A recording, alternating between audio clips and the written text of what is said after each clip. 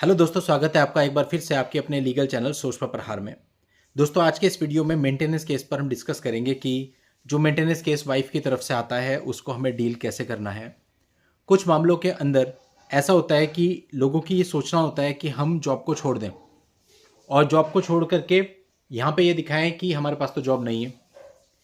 तो ये परिस्थिति हो सकती है, या फिर कुछ मामले ऐसे होते हैं जहाँ पर हस्बैंड की इनकम बहुत ज़्यादा होती है तो वो जॉब को स्विच करने की सोचता है कि मैं एक ऐसी जॉब में आ जाऊँ जहाँ मेरी इनकम कम हो जाए तो मेरा मेंटेनेंस कम बनेगा।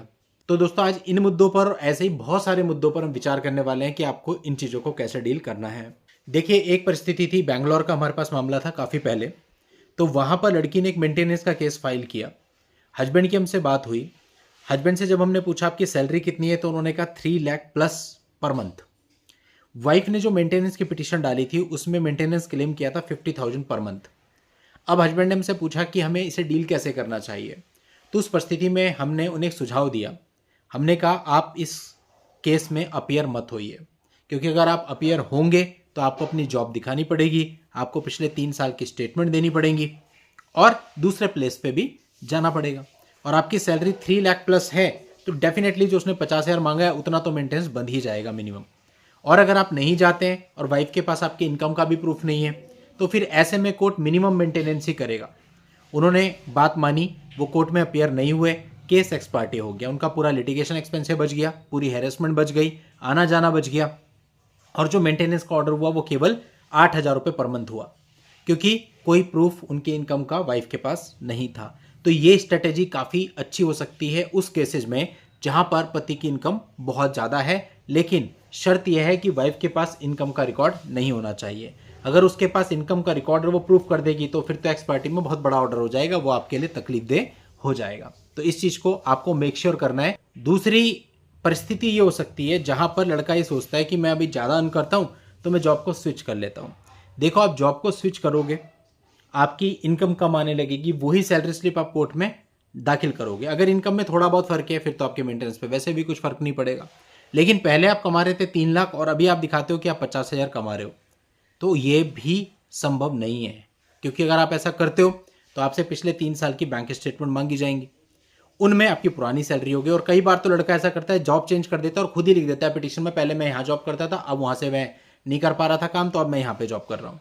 तो कोर्ट कहता है कि भाई ऐसा क्या हो गया कि मेंटेनेंस लगते ही आपकी जॉब स्विच हो गई, आपकी सैलरी तुरंत एकदम से कम हो गई। तो ऐसे में कोर्ट इन चीज़ों को नहीं मानता है और जो आपकी पहली वाली सैलरी होती है उसके अकॉर्डिंग ही आपका मेंटेनेंस फिक्स कर देता है, ये मानते हुए कि आपने जानबूझ करके इंटेंशनली ये जॉब स्विच करी है केवल अपने मेंटेनेंस को बचाने के लिए। तो अगर आप ऐसा कर रहे हैं तो फिर आपको बहुत कुछ मैनेज करना पड़ेगा, तब आप ऐसा कर सकते हैं।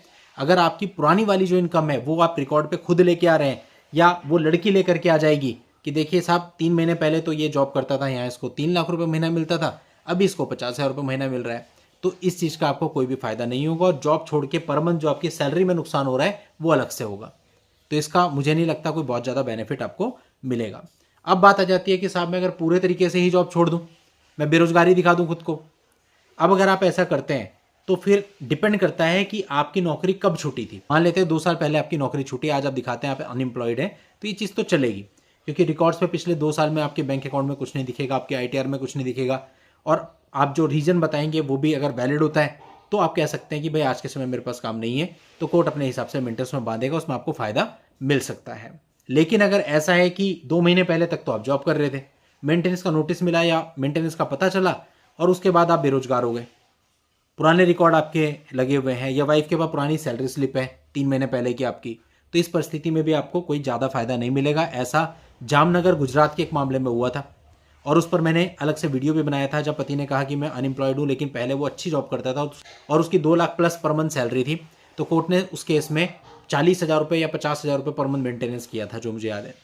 तो कहने का मतलब फिर ये चीज़ भी आपको बहुत ज़्यादा फायदा नहीं देने वाली है।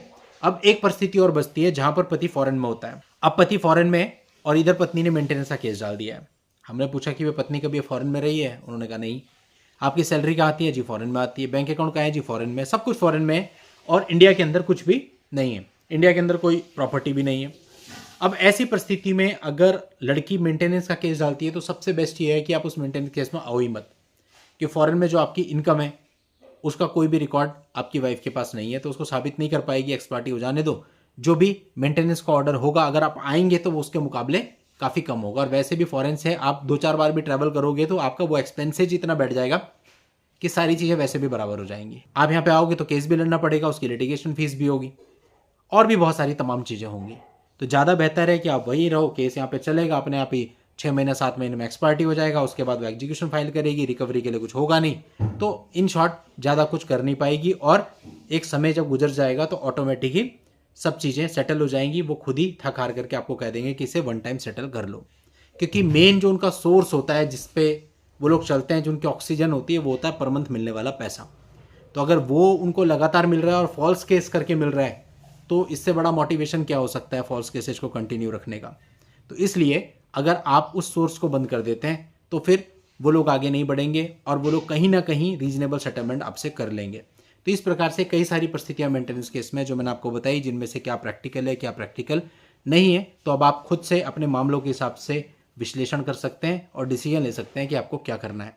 चलिए दोस्तों, आज के इस वीडियो में इतना ही। नेक्स्ट वीडियो में नई जानकारी के साथ मैं आपसे फिर मिलता हूँ। तब तक के लिए goodbye and thank you for watching. Take care.